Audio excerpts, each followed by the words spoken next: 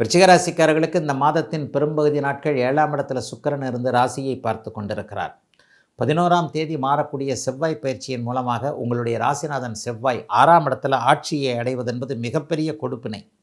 அதை விட முக்கியம், இந்த மே மாத கடைசியில் ஜூன் மாதம் 2ஆம் தேதி உச்சகுரு ராசியை பார்க்க போகிறார் குரு பயிற்சினால். இப்போ நடந்திருக்கிற செவ்வாய் பயிற்சி சாதகமான பயிற்சி, அதுக்கப்புறம் நடக்க போகிற குரு பயிற்சி அட்டகாசமான பயிற்சி. ஒரு 2 வருஷமாகவே நீங்கள் நல்லா இல்லை. குறிப்பாக போன வருஷம் ஃபுல்லாகவே காசு பணம் கையில் இருக்க முடியல. எல்லாத்துலேயும் தடங்களாக இருந்தது. அலைச்சல், ஓட்டம், மத்தியானம் சாப்பாடை கூட சாப்பிட முடியாத நிலைமைன்ட்டு பெரிய அளவில் டிஸ்டர்ப் ஆனீங்க இல்லையா? இது எல்லாமே விருச்சிக ராசிக்காரர்களுக்கு இந்த மாதத்துலேருந்து தீரும்.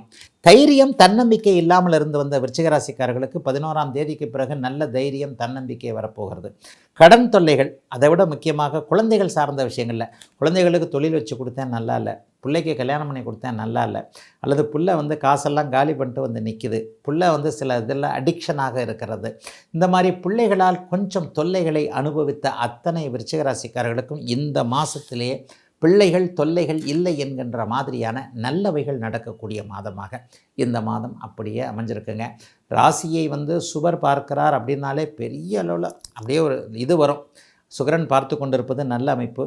கூட்டாளிகள் உதவுவார்கள், நண்பர்கள் உதவுவார்கள். அடவாங்க சார், நீங்கள் வேறு கொடுத்த காசை அவன் திருப்பி கொடுக்க மாட்டேன்றான், அவனை போய் ஃப்ரெண்டுன்னு சொல்லிக்கிட்டு அவன் போய் உதவுவான்னு சொல்கிறீங்க அப்படின்னு சொல்கிறவங்களுக்கெல்லாம் ஒரு இன்ப அதிர்ச்சியாக பணம் திரும்ப வரக்கூடிய சூழல்கள்லாம் இருக்கக்கூடிய அருமையான நல்ல மாதமாக இந்த மாதம் அமைஞ்சிருக்குங்க.